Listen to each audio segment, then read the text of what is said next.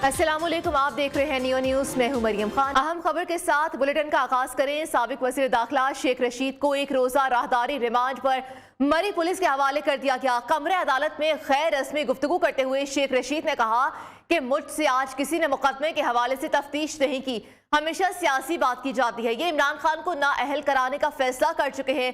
ये इमरान खान को किसी सूरत नहीं आने देंगे। बाहर से 3 लोग जेल में मुझसे मिलने आए। जब कोई मिलने आता है तो ये हाथ बांध देते हैं, आंखों पर पट्टी बांध दी जाती है। ये लोग सिर्फ वफादारियां तब्दील करना चाहते हैं। मैं मर जाऊंगा लेकिन इनकी बात नहीं मानूंगा। तफसीलात जानते हैं नियो न्यूज के नुमाइंदे मोहम्मद अवैस से। मोहम्मद अवैस, बताइएगा क्या तफसीलात है? शेख रशीद ने मजीद क्या कहा? जी बिल्कुल, राहदारी रिमांड के हवाले से अदालत की जानिब से फैसला महफूज किया था। इस्लामाबाद के ड्यूटी जज ने आज शेख रशीद अहमद को एक रोजा राहदारी रिमांड पर मरी पुलिस के हवाले कर दिया और कल दिन 2 बजे उन्हें मुतल्लिका अदालत में पेश करने के अहकाम भी जारी किए हैं। इसके अलावा आज वकील सफाई की जानिब से कहा गया कि शेख रशीद को सियासी इंतकाम का निशाना बनाया जा रहा है। एक ही इल्जाम पर 4 जगह मुकदमा दर्ज किए गए हैं। शेख रशीद से मजीद तफ्तीश की जरूरत नहीं। ताहम अदालत ने रिमार्क जो अदालत ने जो दलाइल थे मुगला के मुकम्मल होने पर फैसला महफूज किया था। इसके अलावा शेख रशीद ने कमरा अदालत में मीडिया से गुफ्तगू करते हुए ये भी कहा है कि मुझे हमेशा सियासी बात की जाती है, ये इमरान खान को नाअहल करना चाहते हैं। मुझे भी यही कह रहे हैं कि इमरान खान का साथ छोड़ दो, ये इमरान खान को किसी सूरत नहीं आने देंगे। मुझे बताया गया सूबाई और मरकज के इलेक्शन इकट्ठे होंगे, मुझे एक दफा जेल से भी ले जाया गया, मुझे मेरी आंखों पर पट्टी बांध दी जाती है, मुझसे सियासी सवाल जवाब किए जाते हैं। केस की तफ्तीश के हवाले से मुझसे आज तक कोई तफ्तीश नहीं की। ताहम अदालत ने जो महफूज फैसला था वो सुनाते हुए शेख रशीद अहमद को एक रोजा राहदारी रिमांड पर मरी पुलिस के हवाले कर दिया है। जी ठीक है, बहुत शुक्रिया मोहम्मद अवैस अपडेट करने के लिए। शेख रशीद की मेडिकल रिपोर्ट भी सामने आ गई। सराय के मुताबिक शेख रशीद के सैंपल्स में नशावर अज्जा की तस्दीक नहीं हुई है।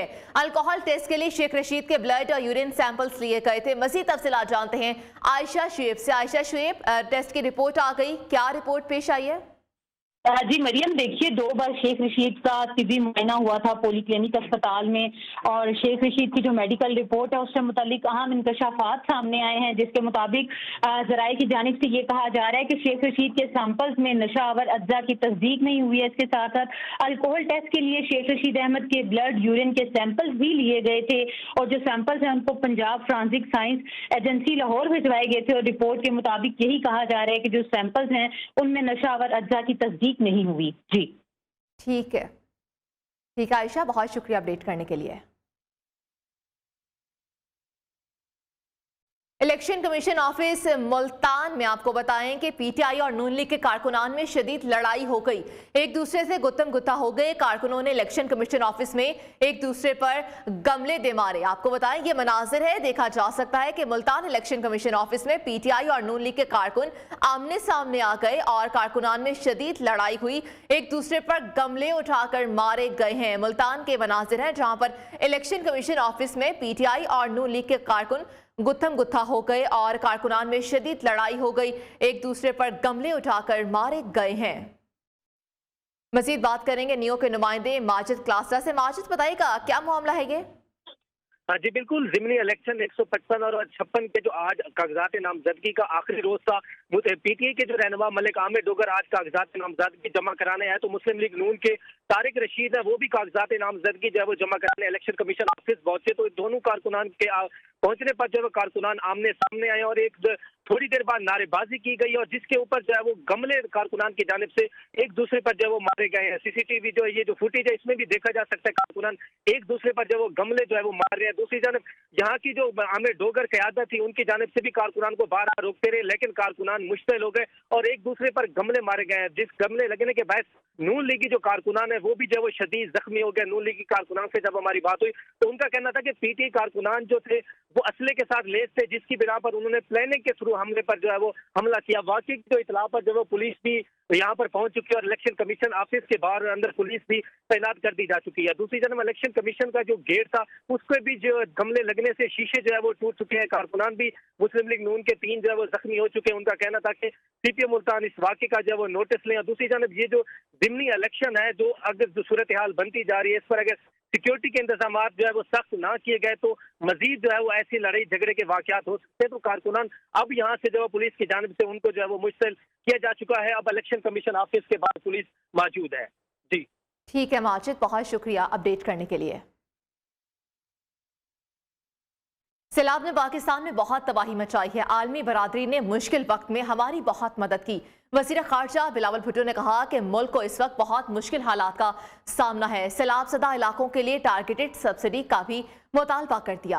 मुल्क में बहुत मुश्किलात का सामना करना पड़ रहा है।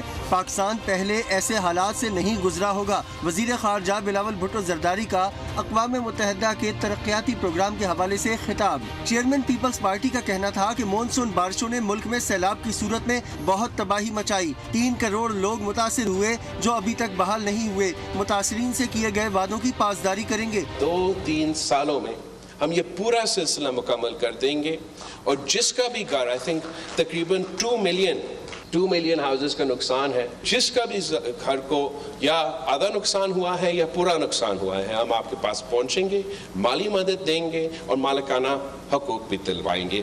वज़ीर खारजा ने मुश्किल वक्त में पाकिस्तान की मदद करने पर अक़वाम मुत्तहिदा और आलमी बरादरी का भी शुक्रिया अदा किया। उनका कहना था कि कोरोना और यूक्रेन जंग ने पूरी दुनिया पर असरात मुरतब किए। इससे पहले बिलावल भुट्टो ने सैलाब मुतासरीन के घरों की तामीर के लिए फंड्स का इजरा किया। इस मौके पर वज़ीर आला सिंध, सूबाई वज़रा और आला हुक्काम भी मौजूद थे। पंजाब और खैबर पख्तूनख्वा की तारीख का फौरी ऐलान करे, आइन ताखीर की इजाजत नहीं देता। सदर आरिफ अलवी ने चीफ इलेक्शन कमिश्नर को खत लिख दिया। खत में मजीद कहा गया कि इंतखाबात के ऐलान से सूबाई और आम इंतखाबात के हवाले से कयास आराइयों को खत्म किया जा सकेगा। तफसीलात इस्लामाबाद से जावेद बलोच की इस रिपोर्ट में। सदर आरिफ अलवी का पंजाब और खैबर पख्तूनख्वा में इलेक्शन की तारीख के लिए चीफ इलेक्शन कमिश्नर को खत। सदर मुमलिकत का कहना है कि इलेक्शन कमीशन इलेक्शन एक्ट 2017 के मुताबिक सूबाई असम्बलियों के इंतखाबात की तारीख का फौरी ऐलान करे। आइन का आर्टिकल 224 असम्बली की तहलील के 90 रोज में इलेक्शन कराने पर जोर देता है।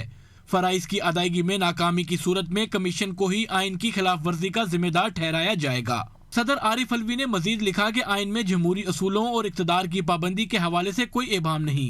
दुनिया की पुरानी जमहूरियतों ने जंगों के दौरान भी इंतखाबात में कभी ताखीर नहीं की।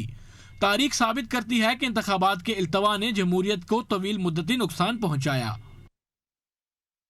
पीटीआई अरकान ने इस्तीफों से खाली होने वाली 9 नशिस्तों पर इंतखाबात की तैयारियां शुरू कर दी। मुल्क भर में उम्मीदवारों के कागजात नामजदगी जमा कराने का सिलसिला भी जारी है। शेख रशीद, शहला रजा, अली जैदी और हमास हनीफ अब्बासी ने अपने अपने हलकों में कागजात जमा करा दिए हैं।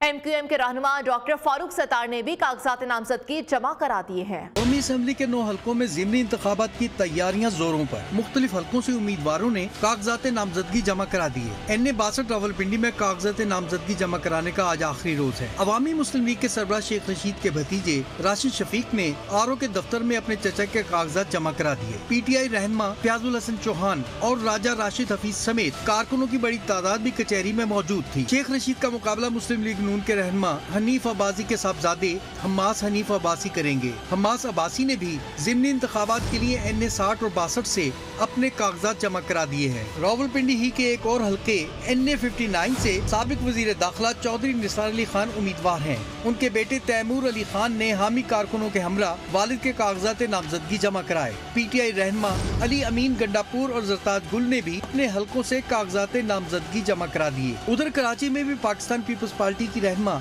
शहला रजा और तहरीक इंसाफ के अली जैदी ने कागजात जमा कराए। इलेक्शन से भागेंगे ना लंदन जाएंगे। PTI रहनुमा हमाद असर के तंज के तीर कहा कि निगरान हुकूमतों के पास काम करने के लिए 66 दिन बाकी हैं। इससे एक दिन भी ज्यादा काम किया तो इन पर आर्टिकल 6 लगेगा। कौमी असेंबली की 33 नशिस्तों पर इस्तीफे कबूल करने पर हाई कोर्ट ने अपना ऑर्डर जारी कर दिया। अब राजा रियाज लीडर ऑफ अपोजिशन नहीं रहेंगे। तक रही बात हमारे 33 इस्तीफों की, तो हम जनाब 33 के 33 लोग जो रुकने कौमी असेंबली हैं, हम तैयार हैं। हम मैदान में उतरने के लिए तैयार हैं और हम इलेक्शन से फरार इख्तियार नहीं करेंगे। आप इन 33 के बाद हमसे दोबारा 33 मरतबा इलेक्शन करा लें, हम सियासी लोग हैं, हम इलेक्शन से फरार इख्तियार नहीं करेंगे। आज तकरीबन 66 दिन रह गए। ये जो कायम मुकाम हुकूमत कायम हुई है ना, मुतनाज़ कायम मुकाम हुकूमत पंजाब में, इसके 66 दिन रह गए। 66 दिन के बाद एक दिन भी और ये काम नहीं कर सकते। अगर ये एक दिन और भी काम करेंगे तो जिस तरह बैरिस्टर एतजाज एहसन ने कहा और जिस तरह तमाम आईनी और कानूनी माहिरीन कह रहे हैं और जिस तरह आइन में दर्ज है, फिर आर्टिकल 6 का नफाज होगा।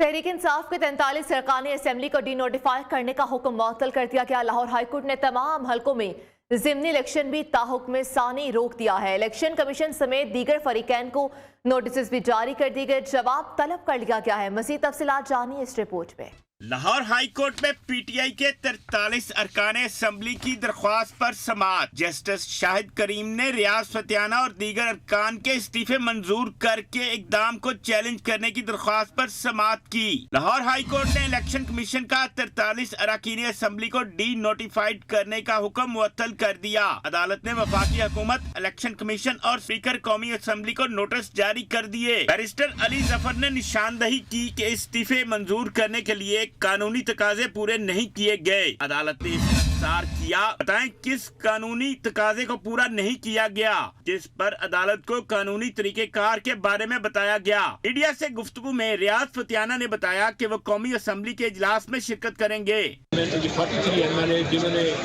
23 जनवरी 8:30 बजे सुबह ऑफिस टाइम से आधा घंटा पहले ऑफिशियल ईमेल पर अपने इस्तीफे कर दिए थे, वो दोनों नोटिफिकेशन सस्पेंड कर दिए। स्पीकर कौमी असेंबली की जानिब से अब तक शेख रशीद का एक और पीटीआई के 122 अरकान के इस्तीफे कबूल किए जा चुके हैं। लाहौर हाईकोर्ट की जानिब से 43 अरकान के इस्तीफों की मंजूरी को मुअत्तल करने का फैसला। पार्टी क़यादत ने 43 अरकान को फौरी इस्लामाबाद पहुंचने की हिदायत कर दी। पार्टी चेयरमैन की हिदायत पर अरकान कौमी असेंबली के इजलास में शिरकत करेंगे। मजीद तफसीलात जानते हैं शिराज अहमद शिराजी से। शिराज, बताइएगा क्या डिटेल्स हैं?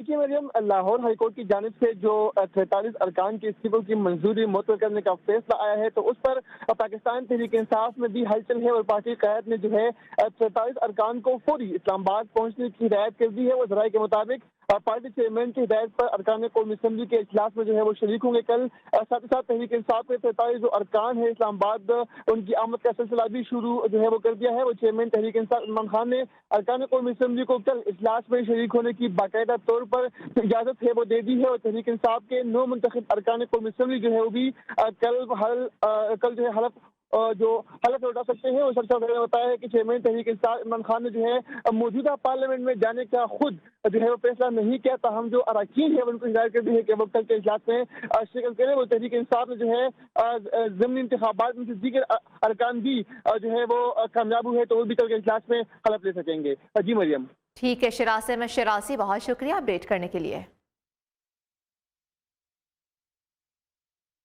वज़ीर-ए-आज़म शहबाज शरीफ की ज़ेर सदारत पब्लिक सेक्टर्स एंटरप्राइजेस की निजकारी के हवाले से जायजा इजलास हुआ। वज़ीर-ए-आज़म शहबाज शरीफ ने कहा कि निजकारी के अमल में शफाफियत अव्वलीन तरजीह होनी चाहिए। हुकूमत पब्लिक सेक्टर एंटरप्राइजेस की निजकारी के अमल की हौसला अफजाई करती है। वज़ीर-ए-आज़म की ज़ेर सदारत पब्लिक सेक्टर्स प्राइजेस का निजकारी से मुतालिक जायजा इजलास हुआ। निजकारी के अमल में शफाफियत अव्वलीन तरजीह होनी चाहिए। वज़ीर आज़म की जानिब से ऐसा कहा गया। हुकूमत पब्लिक सेक्टर एंटरप्राइजेस की निजकारी के अमल की हौसला अफजाई करती है। शहबाज शरीफ ने मजीद कहा कि निजकारी के अमल में शफाफियत अव्वलीन तरजीह होनी चाहिए।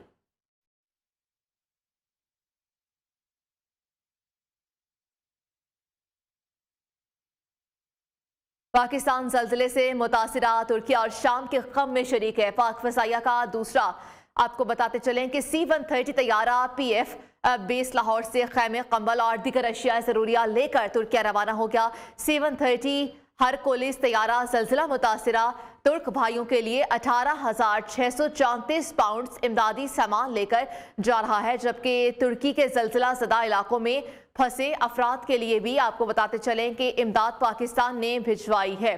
PIA का 2 तैयारे भी इमदादी सामान लेकर तुर्की और शाम रवाना हो गए।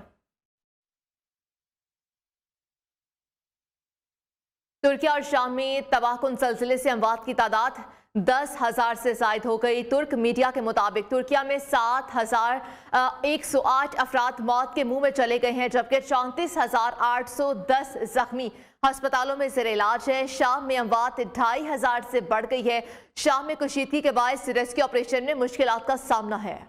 बारिश और बर्फबारी बरसाने वाला नया सिस्टम मुल्क में दाखिल हो गया। जुमेरात और जुमे को बालाई इलाकों में बर्फबारी का नया स्पेल शुरू होने का इम्कान है। मरी अस्तोर नागा पर्वत में आसमान से रुई के गाले बरसेंगे।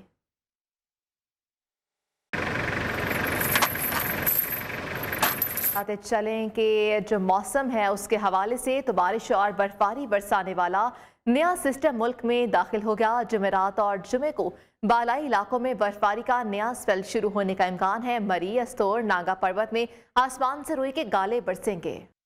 क्रिकेट की धुन छिड़ने में चंद दिन बाकी हैं। पीएसएल का मेला करीब आ गया। 13 फरवरी से रंगारंग मैचेस का आगाज होगा। कल लाहौर में PSL 8 की ट्रॉफी की रुनुमाई भी की जाएगी। क्रिकेट की धुन छिड़ने में सिर्फ चंद दिन बाकी रह गए हैं और PSL का मेला करीब आ गया। 13 फरवरी से रंगारंग मैचेस का आगाज होगा। कल लाहौर में PSL 8 की ट्रॉफी की रुनुमाई की जाएगी। और इतालवी डिजाइनर ने एक सुपर यॉट का ख्याल पेश कर दिया जिसमें इंतहाई खुफिया तरीके से सफर किया जा सकेगा। सुपर यॉट मुकम्मल तौर पर आइनों से बनाई जाएगी ताकि समंदर में नजरों से ओझल रहा जा सके। 290 फीट लंबी ये कश्ती दुनिया की पहली 3D प्रिंटेड कश्ती होगी। न्यूज़ स्टूडियो से अब तक के लिए इतना ही। आप देखते रहिए नियो न्यूज़।